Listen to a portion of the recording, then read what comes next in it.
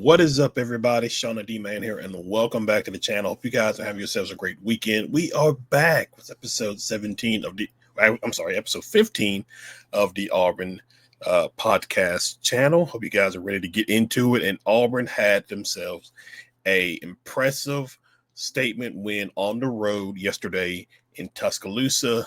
Auburn beats Alabama 94-85, where Auburn led pretty much the entire way. Alabama would make plays, but Auburn would make just as good or even better plays to continue to extend the lead. I think at one point it was maybe close to like 15, 16, 17-point leads for Auburn at times. And obviously Alabama was going to make plays because Alabama is a really good basketball team. I'm sure there was a lot of Auburn fans as well who thought, this might be a loss because, it's in Tuscaloosa. College game day is going to be there. The place is going to be just routed up and going. And the way Alabama have been playing, and the way Alabama have been playing and the way Auburn have been playing, it just kind of gave you the idea that, okay, this might be a tough game for sure. Because remember, like some of our guys have been struggling the past two games against Vanderbilt and Florida. But listen, give credit where credit is due to this team. I think you had like 4 or 5 guys in double digits, and like they came out the gate hot. They hitting some shots. It was like 9-0 at the start of the game, and back in my mind, I felt like, okay, we've seen this before the past couple of games where Auburn would get out to a lead early, only to like allow teams to come back in and just overtake them. But not in this game. Not in this game. Alabama definitely, like, when we get into the stats, you'll see, but like I only made like a couple of threes. Now they did make like 2 or 3 in a row or so in the second half, at the beginning of the second half. But other than that, Auburn's defense did enough to make sure Auburn got the win, because one of the things was, at least to me, was you can't get into a track meet with Alabama. I don't think that's Auburn's game. Now, Auburn can potentially play that game if they have a showing like they did last night at the final of the game. But typically, in my mind, I was like, okay, you might want to slow things down. Just work the ball, get good shots. Like, don't do this up tempo running up and down the field offense. I don't think that just plays into Alabama's wheelhouse a lot more than it plays into Auburn's. But man, this is a major win. It is. This is probably, out of all the quad one wins, this is probably the most impactful and statement type of win, if that makes sense. Because Alabama's probably, they got, depending on how they do the rest of the way, Alabama's probably going to be a 1 seed in the NCAA tournament. Auburn is definitely the number 1 overall seed.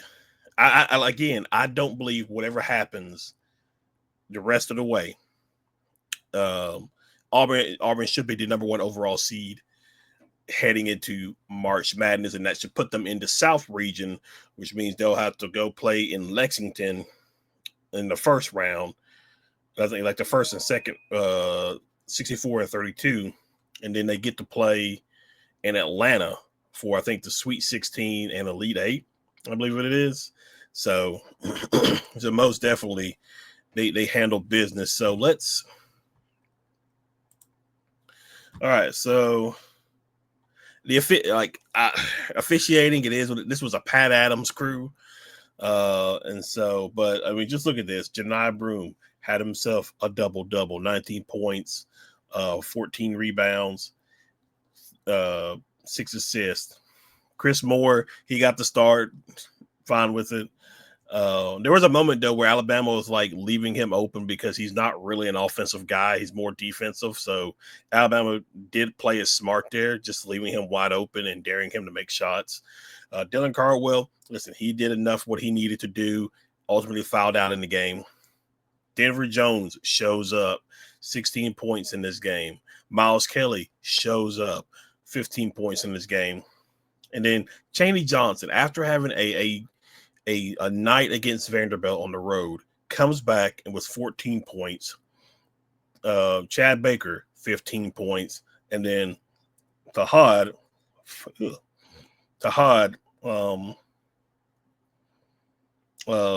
13 points. Sorry. So, I got something stuck in my mouth. Anyway, and they just like everybody plays so well. Somebody was stepping up at just throughout the game. There were just different moments where you just felt like Alabama was like working their way back into it several times throughout the game. But one of Auburn's players was make a shot, make 2 shots, make 3 shots, get fouled, get a 3-point play. It's just something like that always happened for Auburn, to where they were able to extend the lead and basically keep Alabama at bay. I think it got to like a 1-point possession. I don't remember if Alabama actually ever tied it, but it did get to like a 1-point possession. And then Auburn was just able to just push the lead further out. And then look at Alabama. Like Grant Nelson, he had 12 points. Mark Sears, like he was making some shots. Give credit where credit is due. He was making some shots. Young blood. What pissed me off was because Chad Baker also fouled out, but it was a stupid call in my opinion, because Chad Baker was basically getting shoved out of bounds and losing his balance, which accidentally hit the guy, in the face, whatever. But I just think it was a stupid call. And Aiden Holloway, he had 10 points. LeBaron Philon, 10 points. So, I mean, really, both teams played relatively well. Like Alabama had like 4 guys in double figures. Auburn had about 5 guys in double figures. It was a really good basketball game, but it was never in a situation where like I felt like I was extremely worried about Auburn losing the game. If that makes sense, because it's just watching this game over and over, just watching Auburn make plays. I was just kind of like, okay, we definitely can. We'll be all right. We'll be all right. And so it's what are we doing here? That's new. So as far as the team stats go, field goal percentage, Auburn was better at position. 12 of 30 threes. I would have rather not have taken so many threes, but it is what it is. Alabama only 5 of 26. They normally are not that bad at shooting threes. They're relatively pretty good at shooting threes. Auburn 40%, Alabama 19%. Free throw attempts. It evened up because Auburn was getting fouled by Alabama, so Alabama could try to extend the game. But there was a moment in the game where I think Auburn was like 9 of 12 when it got free throw attempts, or at least like 12 free throw attempts, and Alabama was like at 23 free throw attempts. And so it was a little ridiculous. Rebounds. Auburn won the defensive ones. Alabama got the offensive ones. And some of the offensive ones, well, they're about even. I said Auburn, but Alabama technically. Some of the rebounds were just long rebounds that just bounced into Alabama's way. It is what it is. 13 assists to 8, 3 steals compared to 1, 6 blocks. There was one of the announcers. It wasn't Jay Billis. It was the other guy.